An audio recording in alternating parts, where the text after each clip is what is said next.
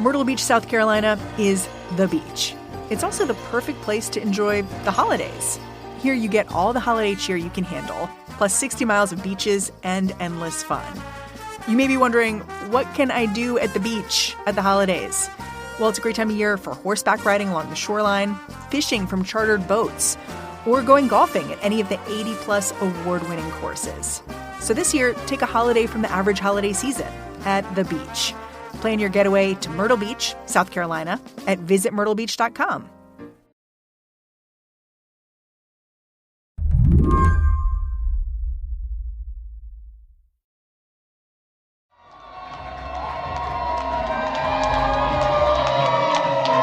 Thank you very much.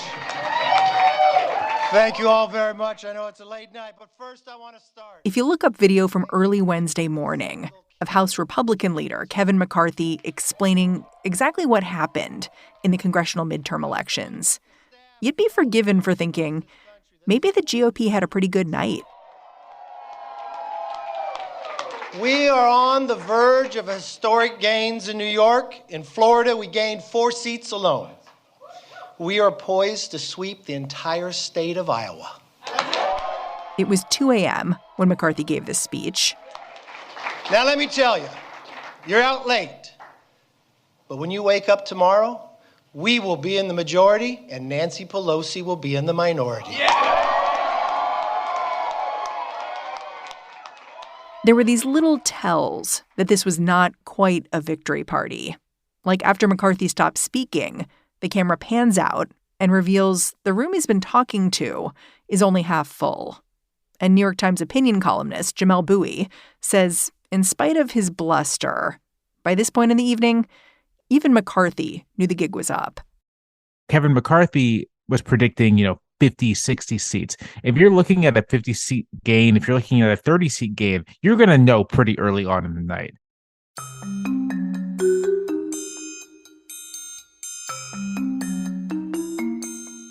And so when it's 9 p.m., I started really paying attention to returns at like 8 o'clock after I finished doing dishes. So when it's 9 p.m. and polls have closed across most of the country and it's unclear, right, how many seats Republicans are gaining and whether they're going to have control of Congress, then maybe it's not going to be such a good night. Jamelle lives in Virginia, and he thought the races against Representatives Abigail Spanberger, Jennifer Wexton, and Elaine Luria could serve as a kind of barometer for where the night was heading. Republicans spent a ton of cash trying to oust these Virginia Democrats. And so the thinking was, if Democrats held all 3, then that was just going to be a good night for the party, and they might even hold their House majority. If they won 2 of the 3, then things might be evenly divided. And if they won 1 of the 3 or lost all 3, it was going to be a good night for Republicans. What happened? What happened was Democrats won 2 of the 3. And we're looking at kind of an evenly divided, maybe even a Democratic hold. A couple days later, this is where we find ourselves. Still not quite sure who's going to control Congress or the Senate, at least of this writing, but with a distinct sense that the ground's shifted. Because in the days leading up to this week's election, a narrative had taken shape that the Democrats were in trouble. And this narrative stuck. And Republican strategists and lawmakers and everyone did a great job of kind of setting expectations, of kind of hyping things up. Like we're gonna smash through. Biden's unpopular. We're gonna, it's gonna be a straightforwardly successful night for us.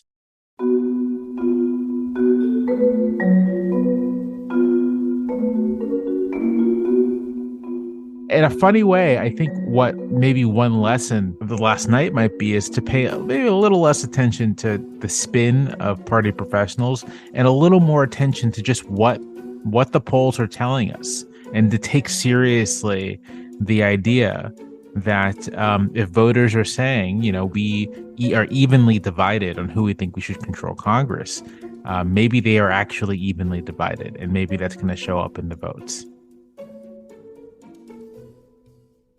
Today on the show, why that red wave never materialized. I'm Mary Harris. You're listening to What Next? Stick around.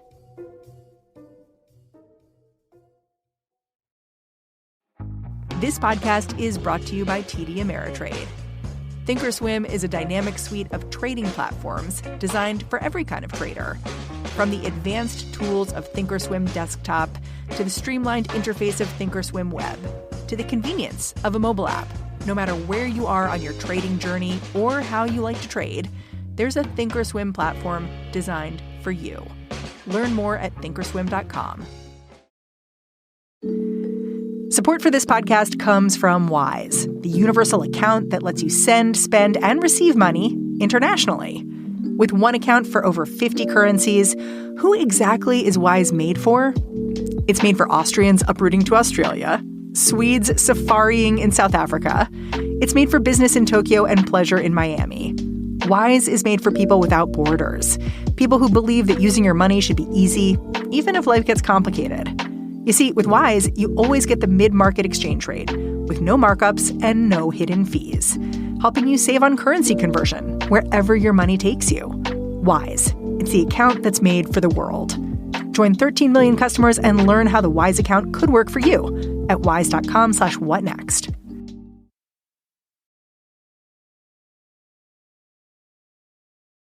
I want to talk about why we saw the results we did last night. And I want to break it down a little bit, maybe start with abortion, because after the Supreme Court struck down Roe versus Wade, abortion landed on the ballot explicitly and implicitly in a number of states. And I feel like this midterm election gave us some answers on how voters think about this issue. So I guess where would you start that conversation? Because abortion was on the ballot in a number of states. I think I would start the conversation on abortion simply with the observation that the Supreme Court's ruling in Dobbs is very unpopular.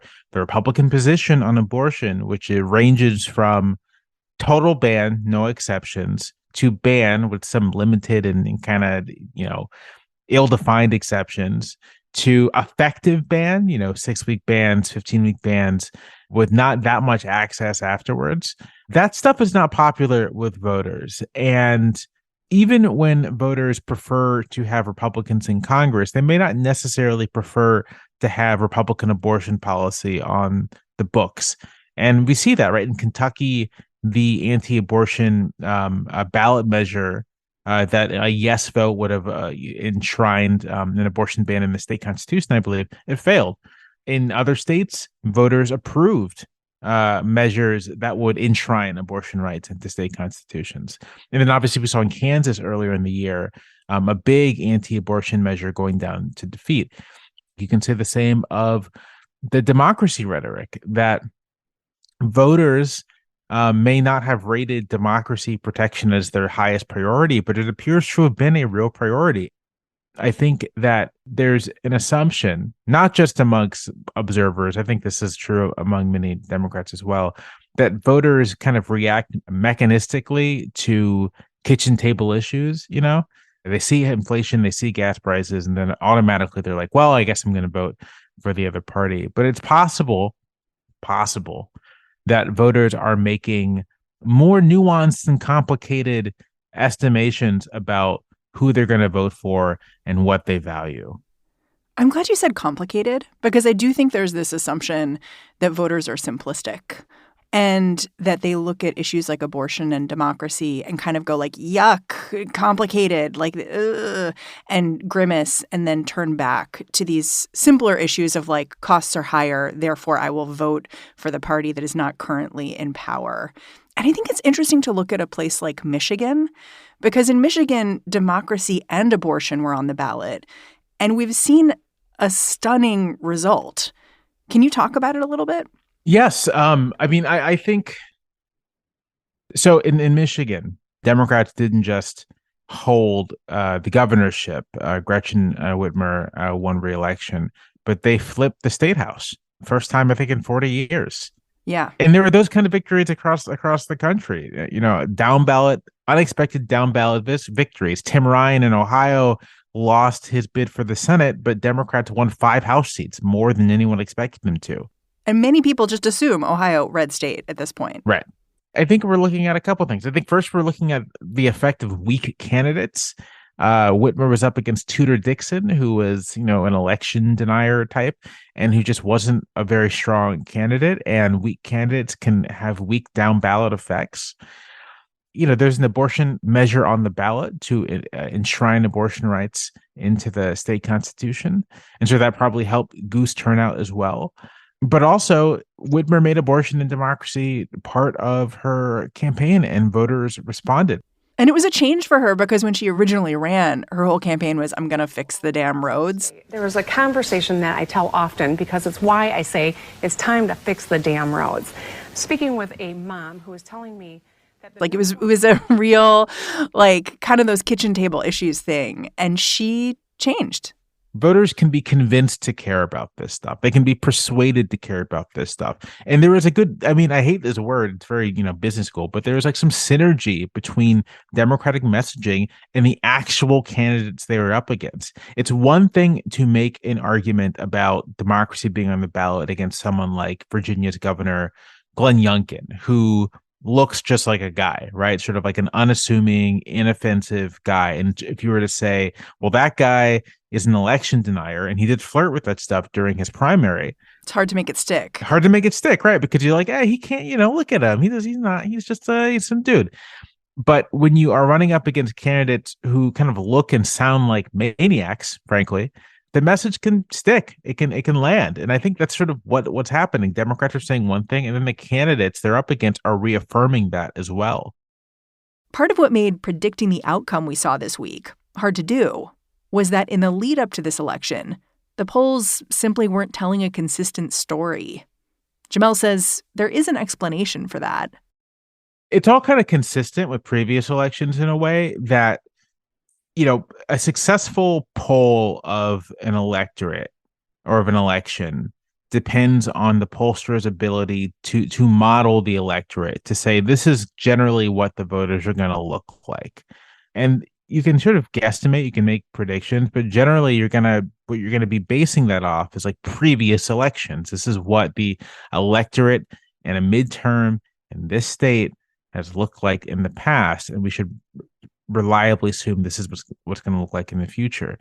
The problem becomes when you move out of low turnout elections or kind of static turnout elections where turnout is not really moving much from cycle to cycle to suddenly high turnout elections.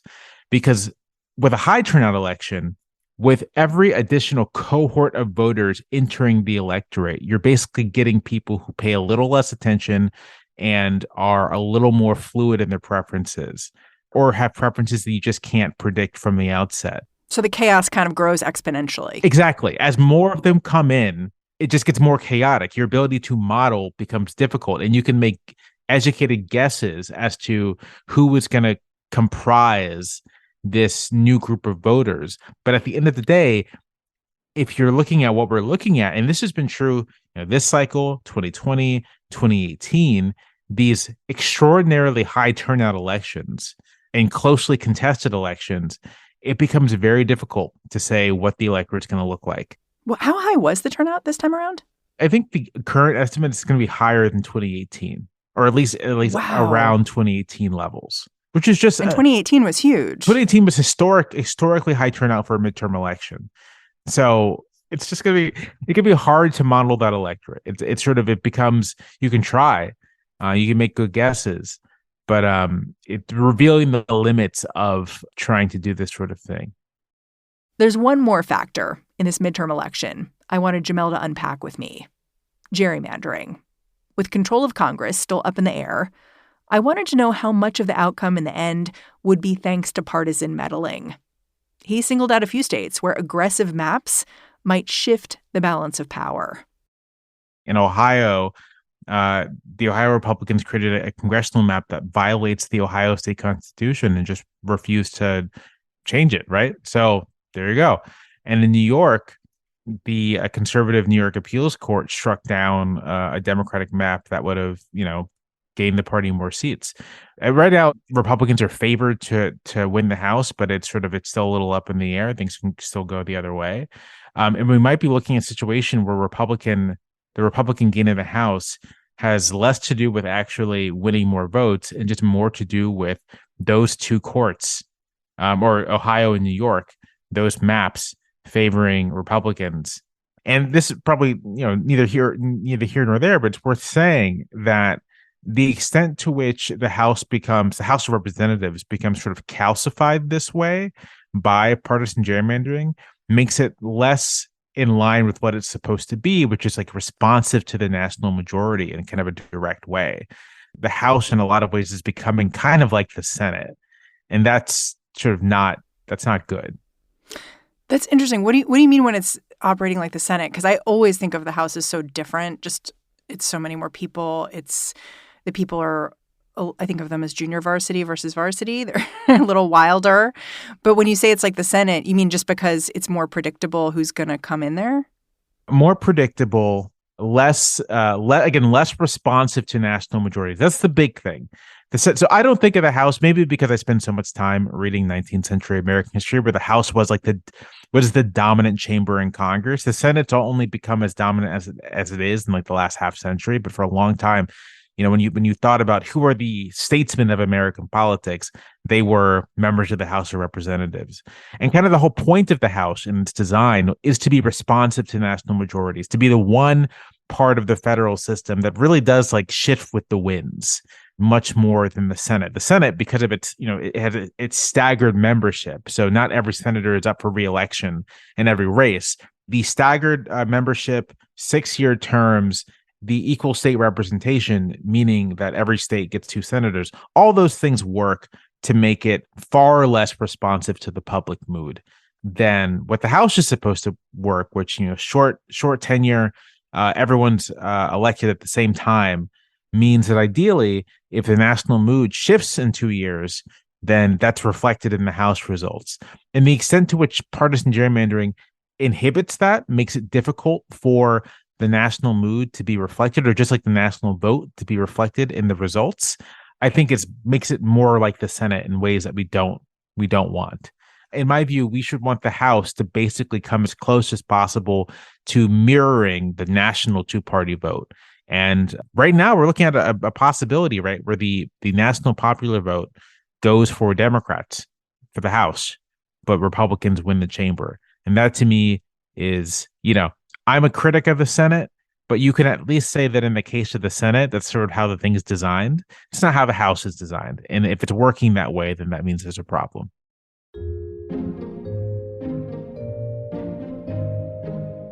We'll be back after a break.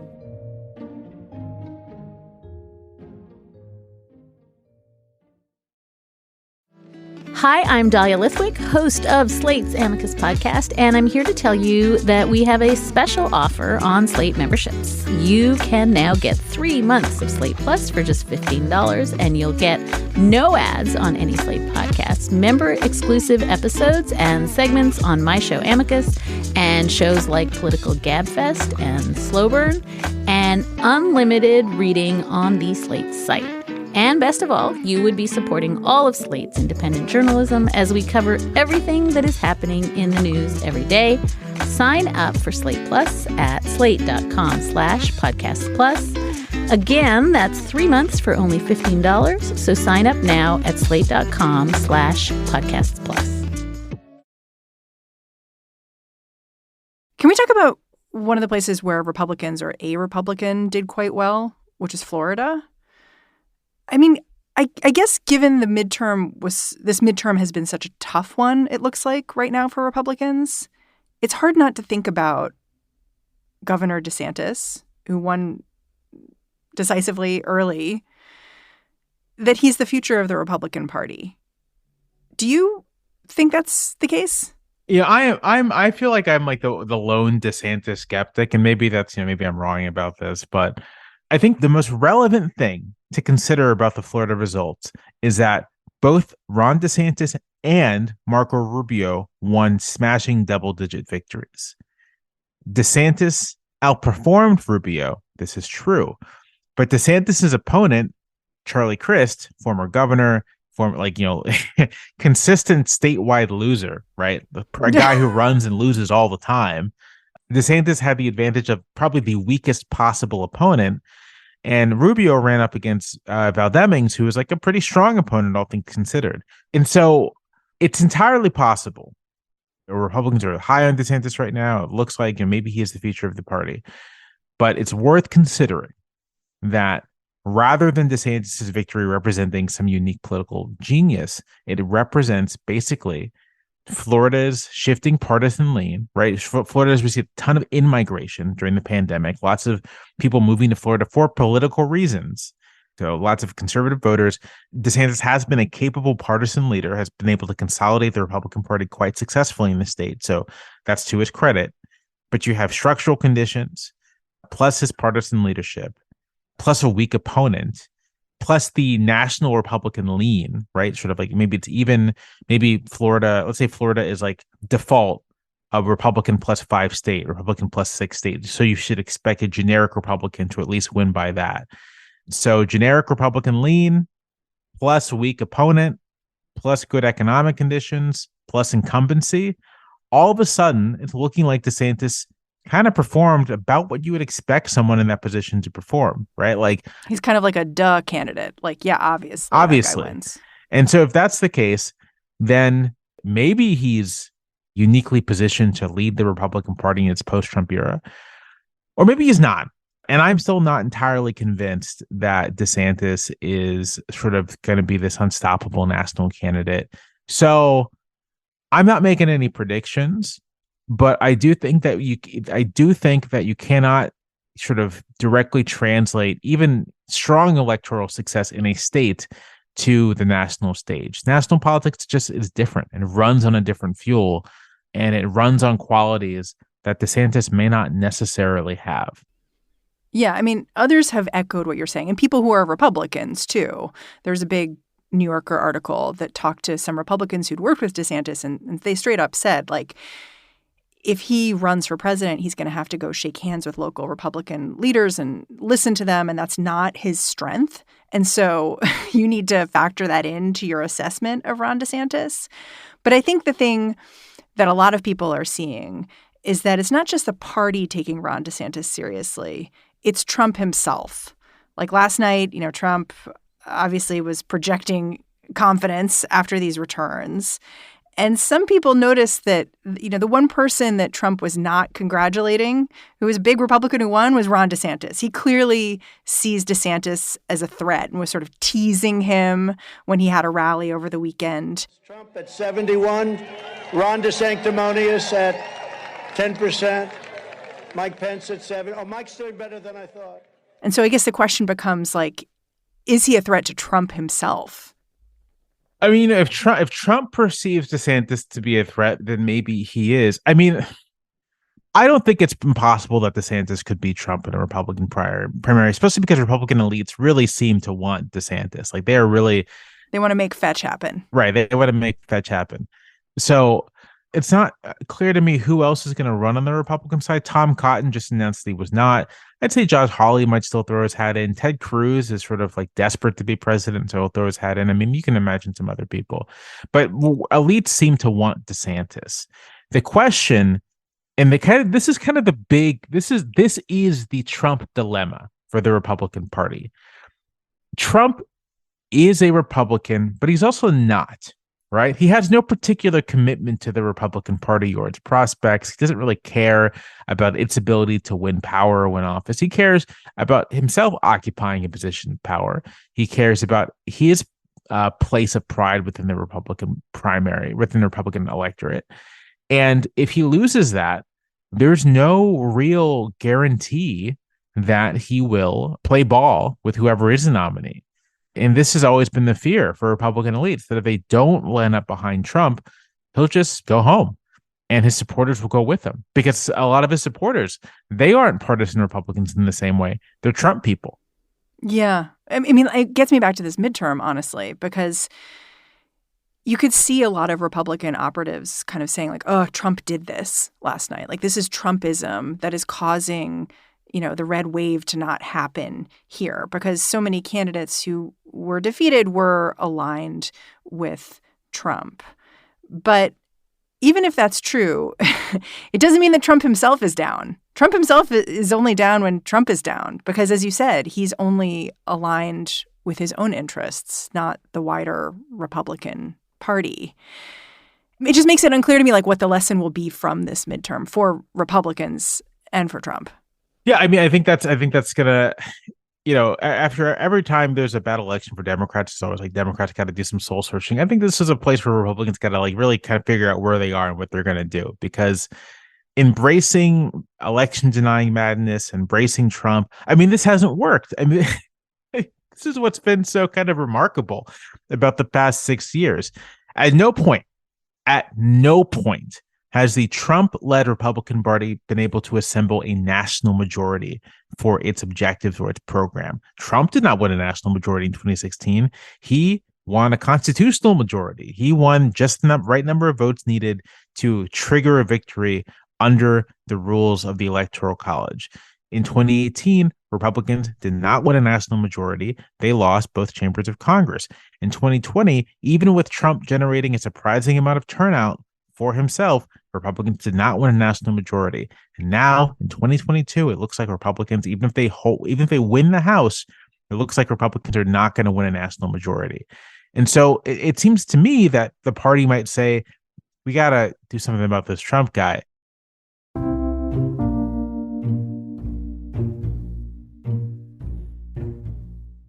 Jamelle Bouie, I'm always so grateful for your time. Thanks for coming on the show. Thank you for having me. Jamelle Bouie is an opinion columnist over at the New York Times. And that's our show. What Next is produced by Elena Schwartz, Carmel Delshad, and Madeline Ducharme. We are getting a ton of support right now from Anna Phillips, Jared Downing, Victoria Dominguez, and Colton Salas. We are led by Alicia Montgomery and Joanne Levine. And I'm Mary Harris. You can go track me down on Twitter. I'm at Mary's Desk. I'm handing the reins over to Lizzie O'Leary and the What Next TBD crew. I will be back in this feed on Monday. I'll catch you then.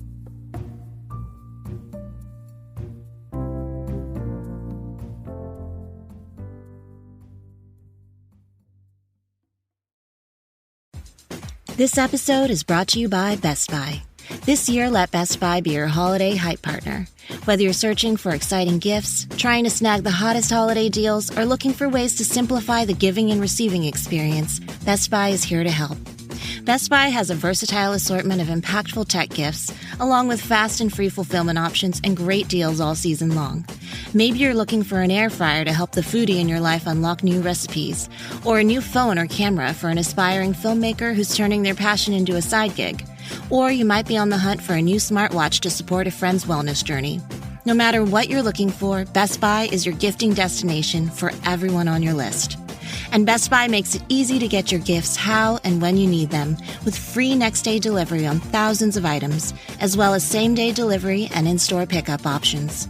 Shop great deals on gifts now at Best Buy.